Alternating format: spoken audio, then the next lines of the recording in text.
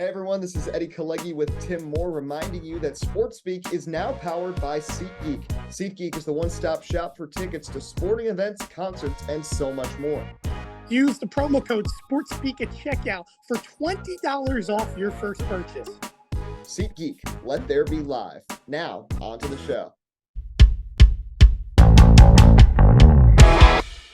Hello, everybody, and welcome back to another edition of SportsSpeak powered by SeatGeek, episode 141 here on YouTube and Spotify, however you may be watching or listening. We hope you enjoyed your 4th of July weekend, and we're back here to talk some baseball and basketball. I'm Eddie Kalegi.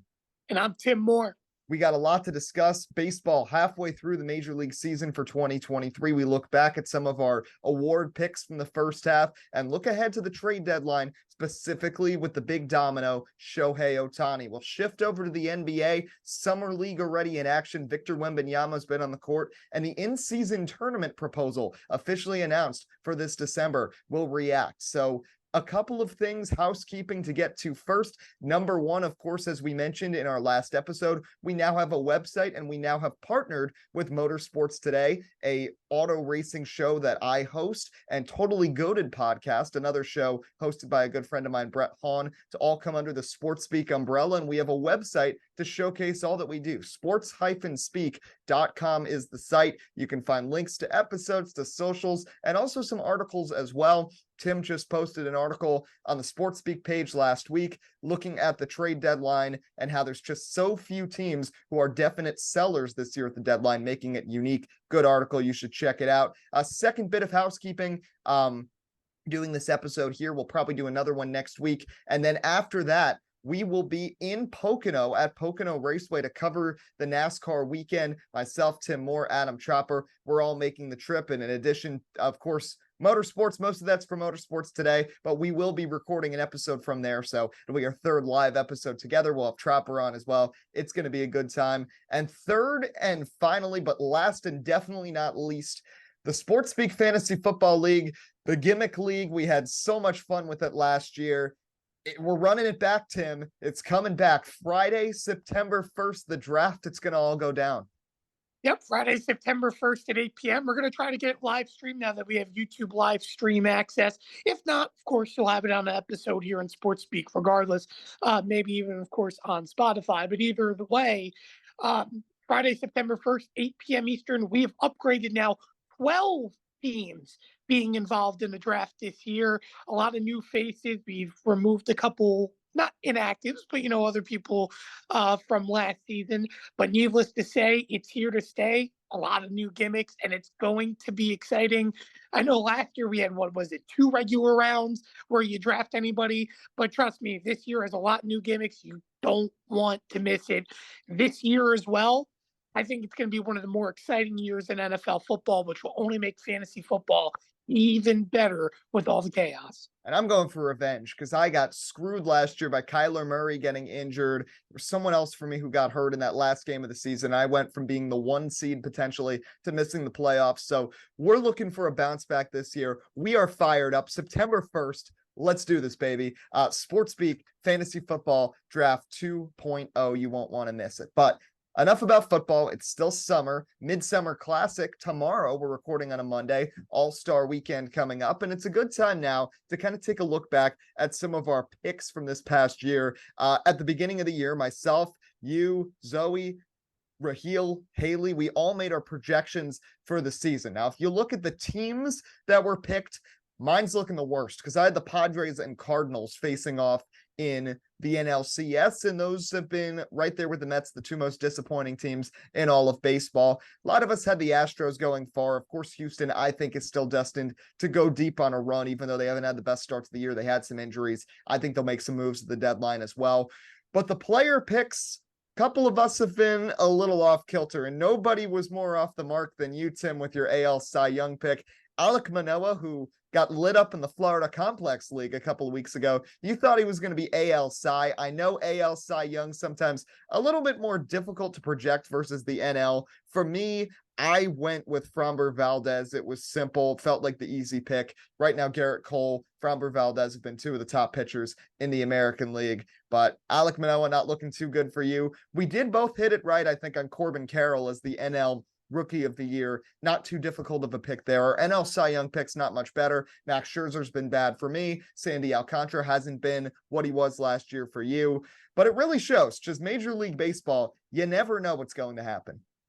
No, you never do. And by the way, not to break some news here on Sports Speak, but I don't know if you saw, however, the starting pitchers for the All-Star game Yes.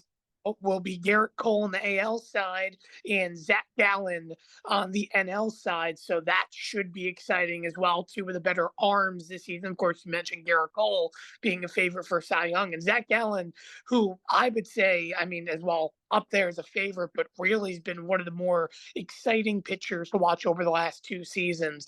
So I think that's going to be very good for the All-Star game. And, you know, we're not really in a hitter's ballpark this year, but it should make things more exciting. But in terms of predictions, eh, I'd say I've had a tough season. I think I would argue I've had it tougher than you. I just think nobody predicted the fall apart of teams like the Phillies, who made the World Series last year, teams like the Cardinals, and everybody thought Slam Diego, as we like to say, would have been bashing the ball all over the yard this year, but yet they're one of the worst offenses in Major League Baseball, along with the New York Yankees, who have very comparable statistics, in my opinion, considering both teams have a lot of very good sluggers, so and very good pitching staffs, might I add, as well. But overall, San Diego, by far the biggest disappointment in this first half of the season, I would say, outside of the New York Mets. Yeah, but let's look at the other side, Tim. Some teams that we did not expect to be as good as they have been, but they are really excelling this year. There's three that jump off the pages: Baltimore in the AL, and then Cincinnati and Arizona in the National League. And I think this is especially good for the Orioles and the Reds. These are two really foundational franchises in baseball who had so much success back in the 50s, the 60s, the 70s, and even in the early 20 teens. And then things just completely fell apart. The Reds, a lot of it was their own doing. I'll admit, a couple of years ago, they made some bad moves. You could really think sort of a what if they didn't make some of those trades after they made the playoffs in 2020. But now they're here and they've got this young talent. And now we see Camden Yards, Great American Ballpark, two of the nicest stadiums in the league, packed with fans because they've been empty for the last 10 years, and seeing fans there to support these teams. And it's not going away anytime soon. Now, I know these teams do not have a lot of money, and the way payroll works in baseball, they're probably not going to afford to keep that many of these young guys when they want to get paid in a few years. But for now, in the here and now, for the next couple of years, they've got some great teams for their fans to be excited about, some great young stars. The Reds, of course, with Elly De La Cruz doing things that are just incomprehensible. I mean, a cycle 2 weeks into his career. Baltimore, you got Adley Rutschman, you've got Gunnar Henderson. You've got so much more in the pipeline. You've got pitchers on the way as well. I think it's just so good. We see baseball's attendance up. That's because we know the big market teams, if they're good or not, doesn't matter. People are going to come to their games. When the smaller market teams are bad, people don't come. So now you've got more parity, you've got more fans showing up to the games, and more teams that have a chance to contend. So to me, this is really great for baseball, and this is the big story right now. Teams like Baltimore and Cincinnati that nobody saw coming being in the mix, and the fans are showing up and showing out to celebrate the fact that they have some great ball clubs to cheer for. Well, I'd argue Baltimore a little bit because I just like Arizona, for example, where I didn't expect Arizona to be winning the NL West, but I've noticed over the last 2 years, these two teams have slowly, progressively been getting better, and people have been talking about, hey, they start may getting into the mix very soon. Baltimore made that very, very, present last year that this team is starting to get better and play competitive baseball. Now, I will argue after a quiet offseason for Baltimore, maybe nobody expected them to be potentially battling up on top of the division for the division lead. But I definitely saw this team being the cusp of a playoff team. Just the fact of the matter of the AL East was so stacked and has been stacked this year to the point where it's still very, very competitive.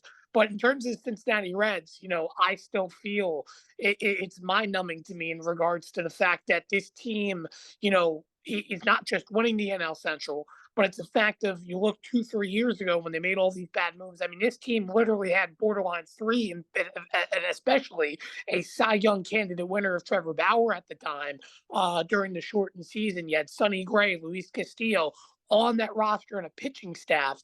And then you also had Nicholas Castellanos and a whole bunch of promising players on this team a few seasons ago. Cincinnati sold all these guys off.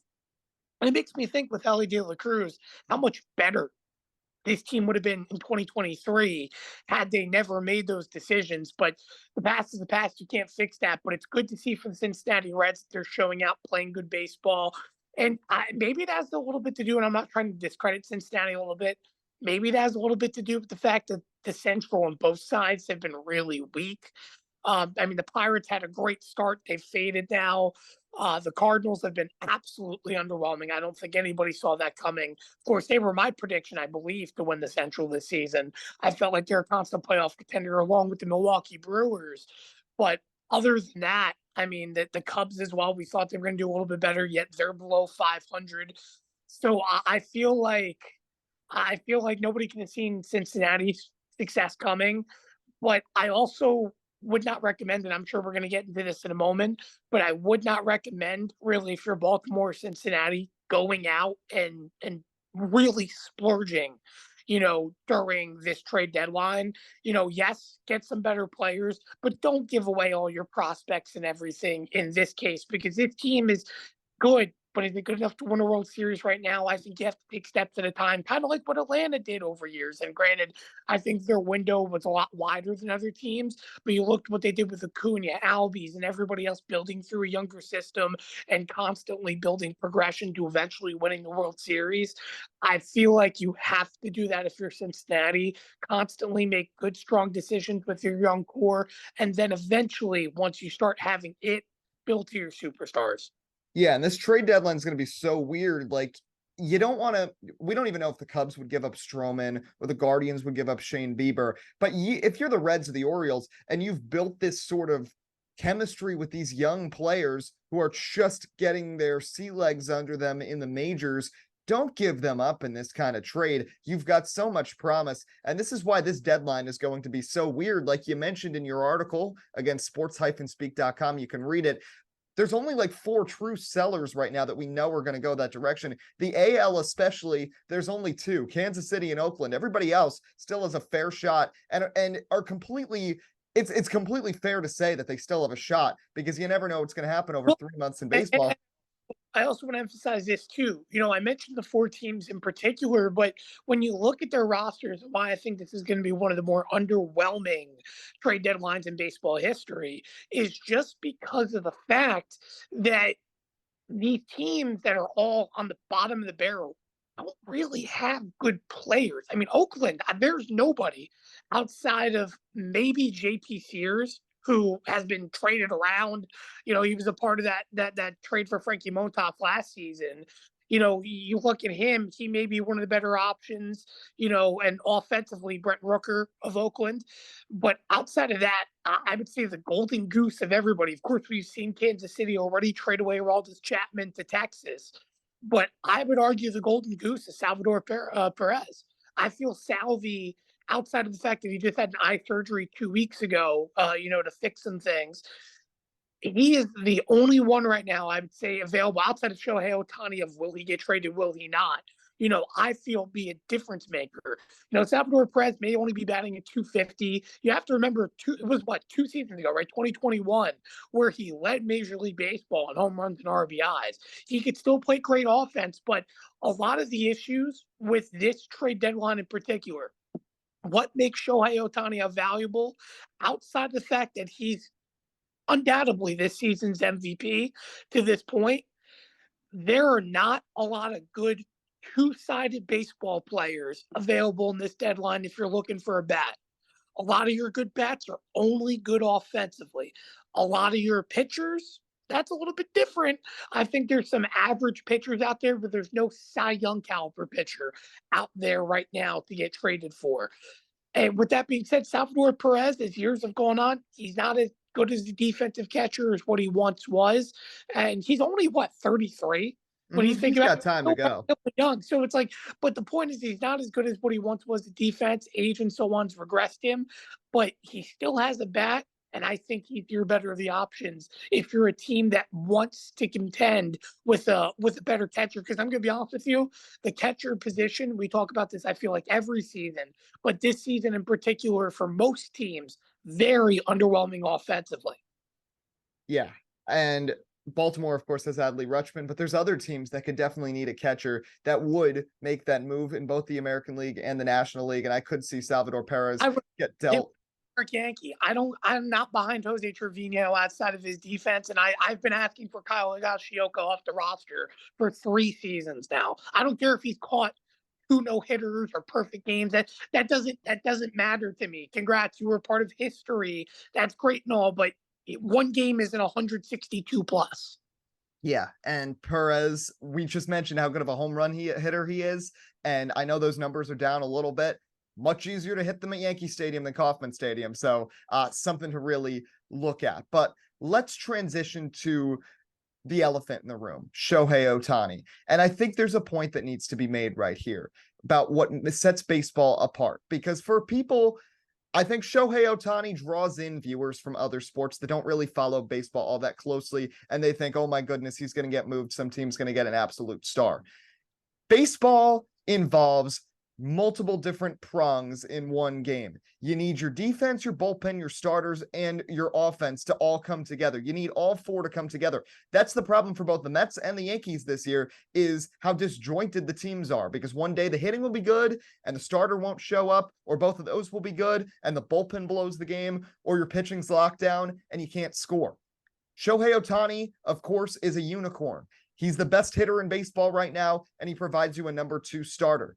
But getting Ohtani doesn't necessarily guarantee you success in terms of winning games. He's been in the league for 6 years. The Angels have not made the playoffs in that time. For 4 years, you had Ohtani, Trout, and Pujols on the same team, and you couldn't make it to the postseason. It's not the NBA where you get a superstar and suddenly you're contending for the championship, or the NFL where you add a star quarterback, you're going to the playoffs, or the NHL, you get a star forward or a star winger, all of a sudden you're going deep into May or June with the playoff beards growing all crazy. Like, it's not the same in baseball. And for Ohtani at this point, there's just so much demand for what you'd have to give up for him, because you're going to have to drain your farm system and give up major leaguers as well, because you're getting a bat and a number 2 starter. You're essentially getting 2 highly coveted players in one, that I don't know why you would give that up for 8 weeks when, again, he's going to be on the open market in the winter and could go leave.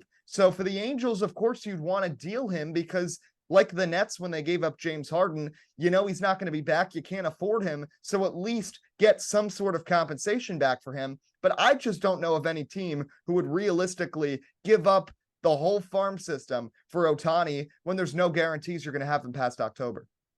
Well, you see, again, a World Series comes once in a lifetime, it feels like, for a lot of teams. And I would say the 2 teams that jumped out to me that would be the ones that would go out and get them, of course, we've seen it in the past already, the Los Angeles Dodgers, who, I mean, have gone out on a limb to go get players like Trey Turner in the past. I mean, you look at the big deal they did to go get Max Scherzer and everybody from Washington. I mean, that was huge. Absolutely huge.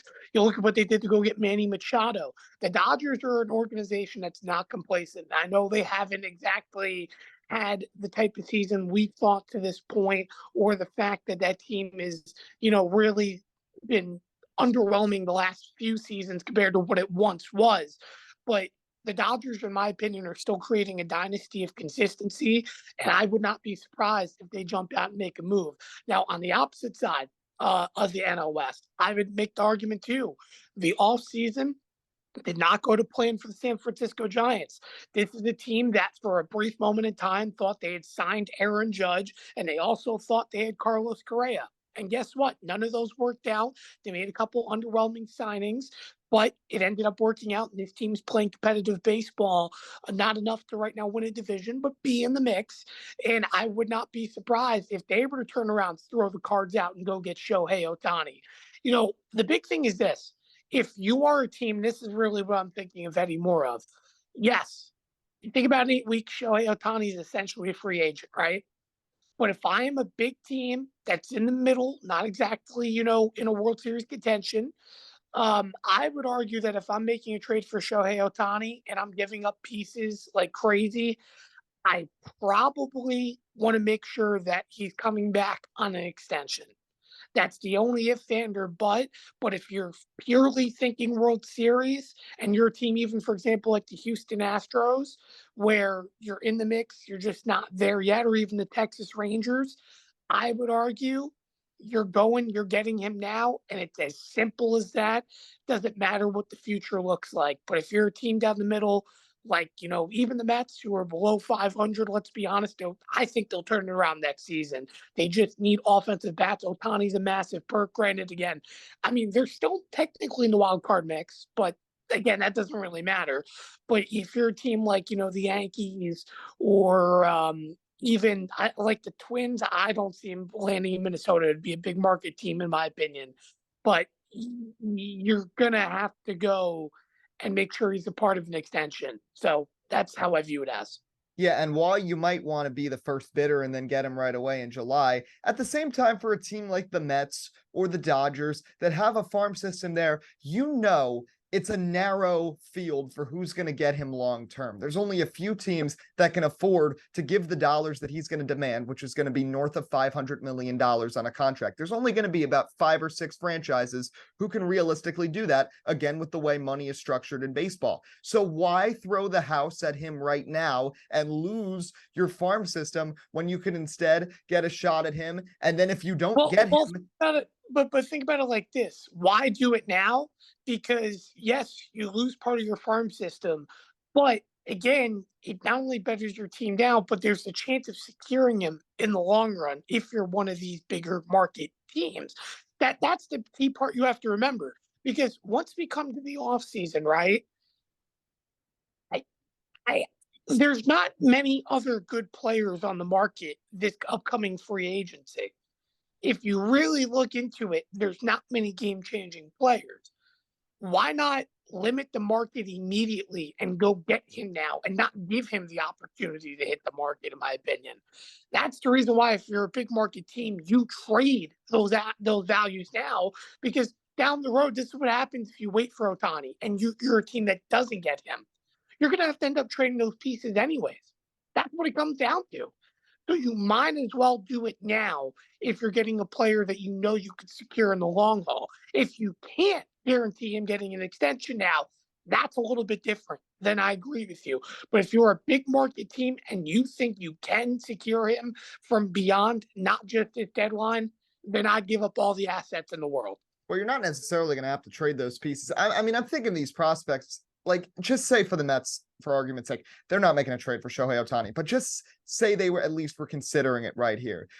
If you don't trade for him here, and let's say he goes and signs somewhere else, at least you can be confident you still have Alvarez and Beatty and Mauricio, and they're not Shohei Ohtani, but you haven't lost them. I just feel like it's too much of a risk to give them up, and again, not have that guarantee that he's going to stay, which is why I agree with you, and we can finish the topic with this kind of an agreement here. If a team is going to trade for Shohei Ohtani, they need that backhand agreement that he will be agreeing to an extension upon the trade. So I think that's really the only way this is going to work. That's the big storyline of trade deadline. Don't know if he's going to get moved. Again, the Angels are still in the mix, but so are almost every other team in the American League, with the exception of 2.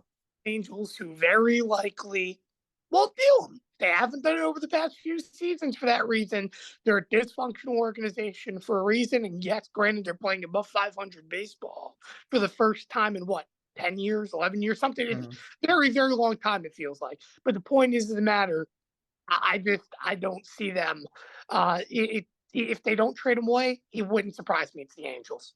Yeah, but But reasonably, they should, like, get something for him at Reasonable. least. You're not bringing him back. You do not have the money to keep him. So we'll see what happens with the MLB trade deadline. There will be more to talk about as we get deeper into the month. Let's shift to the NBA. So I watched a little summer league last night during the NASCAR rain delay. Spurs and Trailblazers, Wembanyama on the court. First of all, announcers have to calm down, and officials too. He's getting calls in the summer league. We've got to calm down with this. There was a play where he put up a three, he missed, and there was like a landing lane deal. And Mark Jones seriously suggests, should there be a flagrant one on the play? Are you kidding me? That's a regular basketball play. The way they are protecting this kid is just getting ridiculous. And there's going to be an adjustment period for him in the NBA. I'm not saying he's a bust because of how he played in 2 summer league games. I think he's going to be a very great talent in the NBA in the future. He's got to add more to his body. There is no way his current frame is hanging with Joel Embiid and Nikola Jokic in the post. It's just not going to happen. But there's a possibility because we know how bigs have played with Greg Popovich, but you've got to give him time because the game in Europe is very different from the game here. In my opinion, the adjustment from Europe to the NBA is much more of a sort of title shift compared to going from the NCAA to the NBA. And we know college basketball is a different game, which really shows what a difference Europe is from the NBA. And he had clear paths to get to the basket. He's not going to have that here. He had a much easier way to drive. He had much less defensive resistance. That is not going to be the same case in the NBA. So just stop hyping him up like crazy. You did this with Zion Williamson 4 years ago, and look what happened. Give him some time. He's going to develop into a star, but let him be. It's funny you brought up Zion Williamson because I was just about to say this is literally Zion 2.0 all over again. And it stinks a little bit because, granted, I think with this scenario, it's a little bit different just because I feel that he's a lot less injury prone than Zion Williamson is. But, I think I agree with you in this regards that there has to be a much stronger transition period from European basketball to the NBA just because the styles and pacing are much, much different. Really, if you think about college basketball, what makes college basketball a little bit more comparable to the NBA is that it's not as, it's tactical depending on which team, of course, you play for, but it's more aggressive, fast paced, quick, up and down. And the tempo in college basketball, why people love it so much, the moments have its own pacing and it never slows down.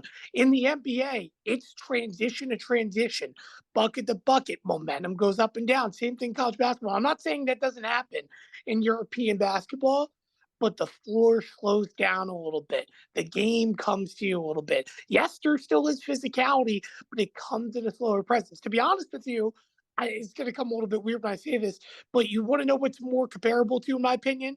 Olympic basketball. When we see the Olympics, why did the USA have a tough time adapting? Because the physicality aspect and a lot more of how the game is played is far, far different to what we see in the NBA or college basketball today. So with that being said, hey, there's adaptabilities, but listen, I think he's going to transition in just fine.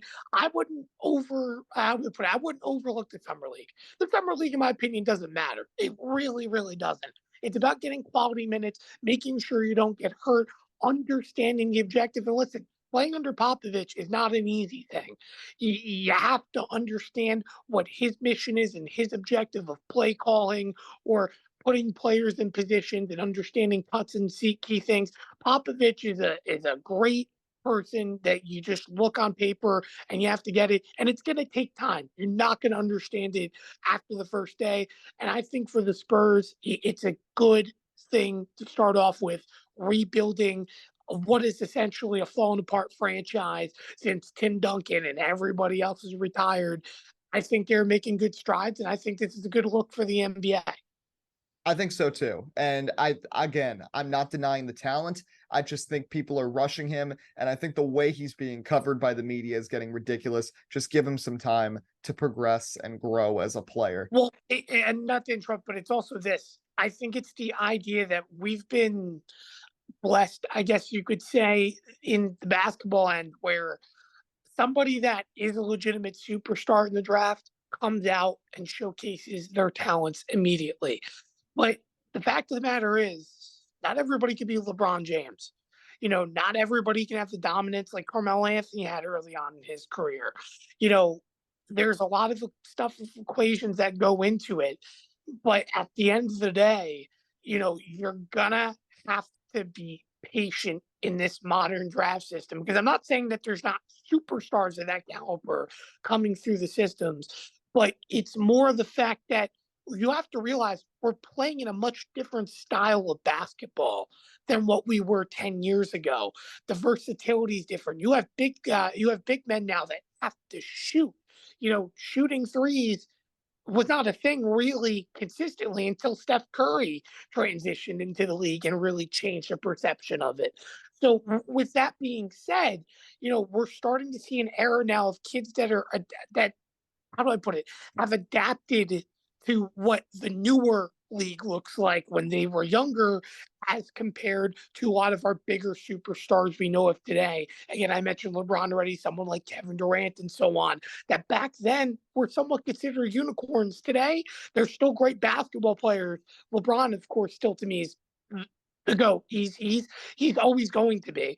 But it's more of the fact that there's a lot more players today in the NBA now similar to their kind of physiques and styles, and could maybe even do more than what they had, because versatility today in sports, not just the NBA, means ever so much more. And we're seeing it in the NFL, for example, with quarterbacks. And bringing up the NFL into the equation, let's finish with this. So the NBA revealed the other night the official plans for the inaugural in-season tournament that will be beginning on Tuesdays and Fridays in the month of November and culminating in December with semis and a championship, a little Final Four in Las Vegas. Now, here's what I like. NBA games in Las Vegas, whether you like it or not, Vegas is becoming a hub for sports. They show up for their NHL team, their NFL team. They're going to have a baseball team in a couple of years. They got an F1 Grand Prix coming in November. It's a great place for sports. It's an untapped market for the NBA. I like that move. Number one, full on. The things with the actual tournament, I am mainly going to wait to judge until I actually see it happen, because I think there's the potential for this to be a good idea. But it also reeks of desperation from the NBA to try and rival the NFL, which is an unrivalable opponent. I always think of that one quote in Concussion, the Albert Brooks character, when he says, like, the NFL owns a day of the week. It's the same day the church owns, now it's theirs. It's true. The NFL owns Sundays from September to December.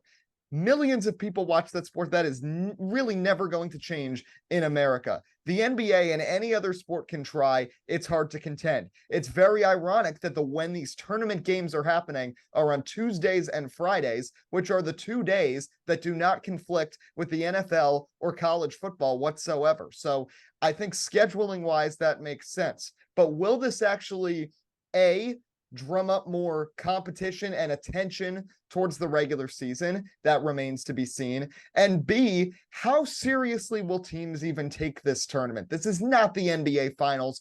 I still think we could see teams load managing at times, or players not going 100%. Obviously, Adam Silver is going to pressure these teams to make sure their stars are out there and they're not doing load management on these Tuesday and Friday games. And again, you're playing other games during this time too. It's not like you're only playing 2 games a week for the entire month of November. How about those games? The games that are not part of this tournament are going to mean absolutely nothing. And imagine how much load managing is going to be going on then. So I think there are some real red flags with this. It's unprecedented. It could work. It might not. I'm still very squeamish about the idea of an in-season tournament, but I think there's a realm in which this works, and ending it in Vegas, to me, is a good spot for the NBA. So what say you? No, I'd say it is a good spot for the NBA to finish off in Vegas. My other question for you is this, and because I hadn't really fully read into it, I read, of course, about the tournament and so on, but who is getting the broadcasting rights? Yeah, I do not know. Because here's my thing, right? If it's going to be on TNT, the other issue that you have that falls the reason why maybe it's Tuesdays and Fridays is because of the fact that they have sponsorships and stuff already. For example, with wrestling, with All Elite Wrestling, where you see them on Wednesdays and Saturdays, which could be essentially a big reason why you couldn't fall under those dates. And of course, you mentioned competing with football. You're not competing with the NFL. That's not happening. I'm sorry. Listen, as much as I'm excited by the NBA, you're not getting me to tune out of a New York Giants football game on Sunday to watch the Cleveland Cavaliers play in a tournament. I don't care if it's the playoffs, a little bit different. I probably wouldn't even turn off the New York Giants football if it was the Yankees playing in a playoff game. That's just me being honest. But at the end of the day, I think it's a good thing for the NBA as long as they, as long as they don't put players at risk. Because at the end of the day, yeah, listen, this tournament's great. It's something to look forward to. It adds a little bit more of a perk in season to the NBA. But you have to remember, it still doesn't, how do I put it? It still doesn't take away the fact that what matters is winning a championship. And if somebody gets hurt during this tournament and these games and so on, there's going to be a lot of people very, very angry. So I just think that the NBA is going to have to be careful about it. And as they are, I'm sorry. Yeah, I just wanted to say the other weird thing too is the way pool play is working for this, because you mentioned the broadcasting rights. Well, every Tuesday and Friday in November, every team is playing in pool play. So it's not like all of these, there's going to be like 8 tournament games going on at one time. So it's going to be like kind of weird to really follow it as an NBA fan. It just seems very complicated and difficult to track until it gets to the end. Here's more about it. Is it a made-up World Baseball Classic kind of tournament? Because think about it. Pool play, it's what World Baseball Classic was. And the way you set it up, and I'm sorry, baseball is to an extent still America's pastime. And what made the World Baseball Classic so exciting wasn't the fact that you had all these superstars playing not for their teams, but combined for their country. But to me, it was bigger than the Olympics. The NBA can't be the Olympics. They can't make this more important than the Olympics, right? Because we have Olympic basketball for a reason already. So it's a little bit different for baseball. Baseball wasn't a part of the Olympics until very recently, and the Olympics happened in the middle of baseball season. It doesn't happen like that for basketball. So to me, again, I like the tournament idea. Do not get me wrong. But again, it's more of, if you're trying to take an aspect that came from a World Baseball Classic style, you're not going to make this more important than the Olympics. Because at the end of the day, again, all that matters is the NBA Finals, postseason play, and playoffs. And I'm not saying this doesn't have value. It is something exciting, but you can't make it more than that. You just can't. You cannot. And we'll see how it works out. Again, I'm going to wait to fully judge until I see it in action, because I think it's a cool idea. It's innovative, but I just don't know how it's really going to work out. But we'll see. Again, one more episode regular next week. And then after that, our special Pocono episode will all be together. Chopper will be on as well. And we'll be from the hotel in Bethlehem. That's going to be a lot of fun. So stay tuned for that. Again, follow us on Twitter at SportsSpeak Live, website sports-speak.com. And we're sponsored by SeatGeek. $20 off your first purchase with the promo code SportsSpeak, all caps, one word. That'll do it here for this episode of SportsSpeak. Until next time, I'm Eddie Kalegi. And I'm Tim Moore. Enjoy the MLB All-Star Game. We'll see you next week here on SportsSpeak.